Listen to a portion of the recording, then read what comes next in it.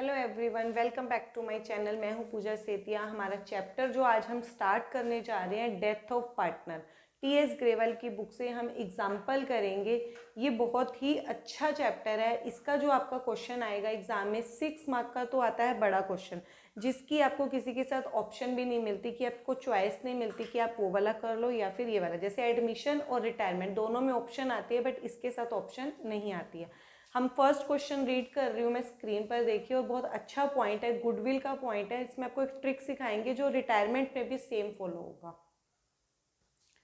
P, Q and R are partners sharing profit in the ratio 4:3:1. It is provided in the partnership deed on the death of any partner. Deceased partner's share of goodwill will be valued at half of the profits credited to his account during the previous 4 completed years. Q died on 1st of April 2024. The firm profit और losses आपको दिए हैं 2021 से 2024 तक के दिए, हम board पे नोट डाउन करेंगे। आपको 2 केसेस दिए हैं। Determine the amount of is to be credited to Q capital account as is share of goodwill. And next है पास जर्नल एंट्री आपको करनी है, adjustment of goodwill in profit sharing ratio between P and R in future 3:2। अब देखो, हम ये question start करने जा रहे हैं। हमारा ये वाला जो आज में टॉपिक कराएंगे हम, इसमें हमने क्वेश्चन रीड किया, जिसमें हमें जो इन्फॉर्मेशन हमने थी उसमें इम्पोर्टेंट जो हमें क्वेश्चन करने में हेल्प करेगी वो हमने नोट डाउन कर ली। P, Q, R 3 पार्टनर्स थे। उनकी आपको ओल्ड रेशियो दी हुई थी 4:3:1। और P और R, क्योंकि आपकी जो इसमें जब हमने क्वेश्चन रीड किया, Q की क्या हो गई थी, डेथ हो गई थी। जब भी किसी पार्टनर की डेथ हो जाएगी तो आप उसके ऊपर ऐसे सर्कल लगा लोगे ताकि आपको पता लग जाए। जैसे ही पार्टनर की डेथ होगी उस पार्टनर के शेयर को आप क्या कर दो, अलग कर दो। क्यू की डेथ हुई तो क्यू का शेयर क्या हुआ, 3/8। ठीक है, हमने सर्कल लगा लिया। और हमें डेट भी लिखनी है, किस डेट पे डेथ हुई, लेकिन अभी यहाँ पे डेट का काम नहीं है तो हमने इसलिए डेट नोट डाउन नहीं करी है। हमें सिर्फ गुडविल का पॉइंट हमें करना है। जब भी आपका रिटायरमेंट का चैप्टर हो या फिर डेथ का चैप्टर हो, दोनों ही पार्टर में, दोनों ही चैप्टर्स में जो गुडविल का टॉपिक है वो दोनों में सेम है। आपको एक वर्ड याद रखना है हमारे इसमें, जो मैं आपको बताऊंगी, जिससे आपका क्वेश्चन हमेशा सही जाएगा। आपको क्या हुआ, जिस पार्टनर की डेथ हुई हमने उसका शेयर अलग कर दिया और उस पर सर्कल लगा दिया, और आपको न्यू रेशो की इंफॉर्मेशन दे दी, जो पार्टनर्स बच गए। अब हमें गुडविल की एंट्री करनी है, एक गुडविल का अमाउंट निकालना है। सबसे पहले हम गुडविल का अमाउंट निकालेंगे, फिर हम उसके बाद आपको बताएंगे कि आपको क्या वर्ड याद रखना है जिससे आपकी जर्नल एंट्री कभी भी गलत नहीं जाएगी। अब गुडविल का अमाउंट उन्होंने बोला था, जो कि हमने नोट डाउन कर दिया। उन्होंने बोला था कि half of the profits credited to his amount during the previous 4 years, जो पिछले 4 साल हैं, ये आपको 4 साल दिए थे। प्रीवियस का मतलब होता है बैकवर्ड काउंटिंग में लेना है आपको। इसकी जो डेथ हुई थी वो 1 अप्रैल 24 में ही हुई थी, और आपके पीछे से आपको दिए हुए थे 24, 23, 22 और 21। 4 साल के आपको प्रॉफिट्स लेने, जैसे जैसे बोल रहे हैं वैसे वैसे हमें करना है। 4 years का प्रॉफिट्स लेना है, इनका टोटल कर दोगे। तो पहले हम क्या करेंगे, टोटल प्रॉफिट्स कितना है, 1,20,000 प्लस 60,000 माइनस 20,000, क्योंकि आपको वो ब्रैकेट में और लॉस है इसलिए माइनस में लेंगे, और प्लस 80,000। इस सब का टोटल कर लो। 120 प्लस 80 2 लाख, 2 लाख 60 में से 20 गया, 2,40,000। अब इन्होंने क्या बोला है, उसका क्या करना है, आपको हाफ करना है। तो हाफ कर दो। हाफ क्या हो जाएगा, 2,40,000 डिवाइड बाय 2, इसका हाफ कर दो तो कितना आ गया, 1,20,000। इसमें उसका शेयर देना है क्यू का। तो अब क्यू का शेयर ले लो।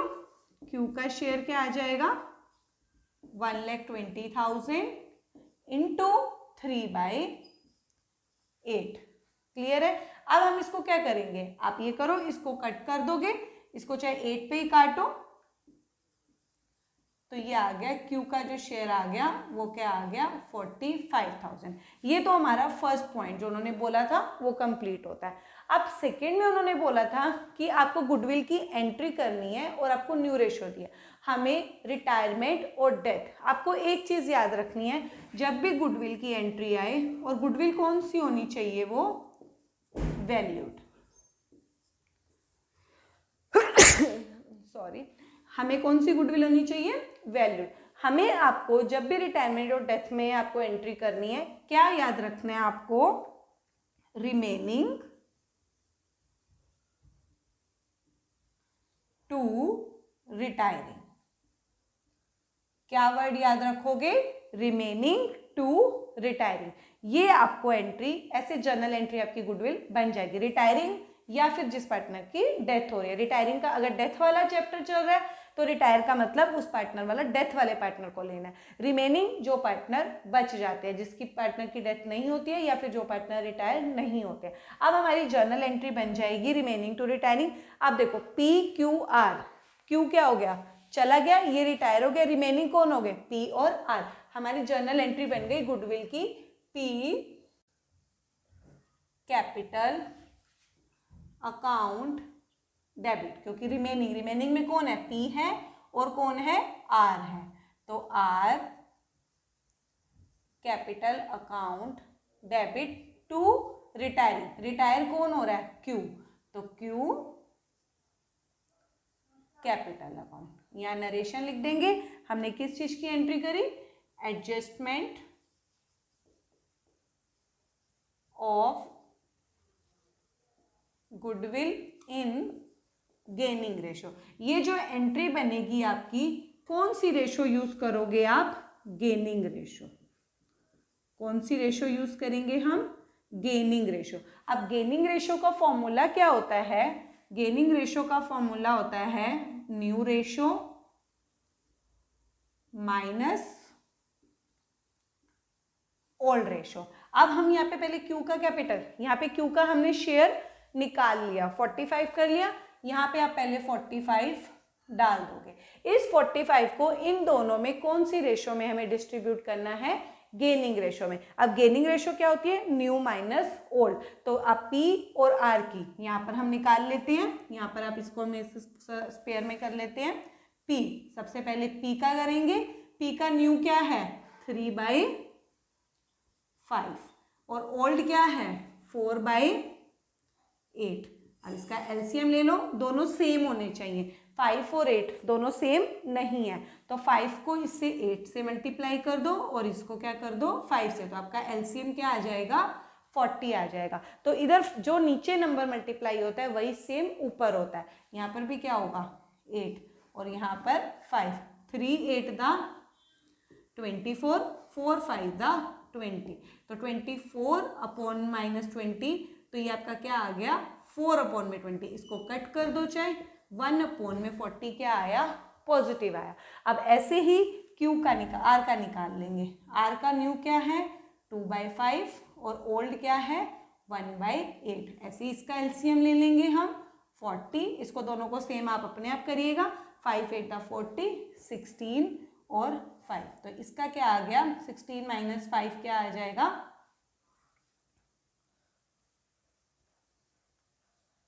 11/40। यहाँ पर आपका ऐसे कटेगा नहीं है, ऐसे इसको 4/40 ही रहने दो, क्योंकि आपका जो जैसे ये 4/40 ही रहने दो, क्योंकि अगर हमने काट दिया है ना, अगर अब हमें रेशो बनानी पड़ेगी फिर से हमें डिनोमिनेटर क्या करना पड़ता है सेम करना पड़ेगा, इसलिए हम इसको 4/40 ही रहने देंगे। और इसका क्या आ गया 11/40। अब हमारा जो रेशो बन गई ये क्या बन गया, ये भी प्लस आया और ये भी प्लस आया, तो दोनों आपके पॉजिटिव आए हैं। आपका P और R का ये क्या बन गया, दोनों के डिनोमिनेटर सेम है, तो रेशो क्या बन गई 4:11। तो रेशो कौन सी हो गई हमारी 4:11। तो बस इसको 45,000 को आप इन दोनों में क्या कर देंगे, हम बांट देंगे।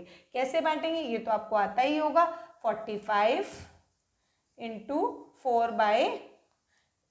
4 और 11 की रेशो क्या बनेगी 15। ऐसे करो तो यहाँ पर क्या आ जाएगा 12,000 और यहाँ पर क्या आ जाएगा,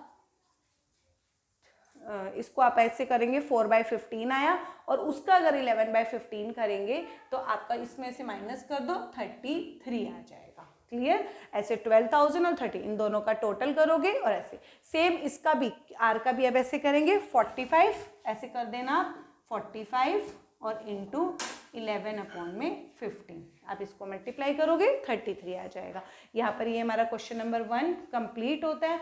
गुडविल का कोई भी केस आए आपका हमें क्या करना है, रिमेनिंग टू, रिटायरिंग और एंट्री पास कर देनी है।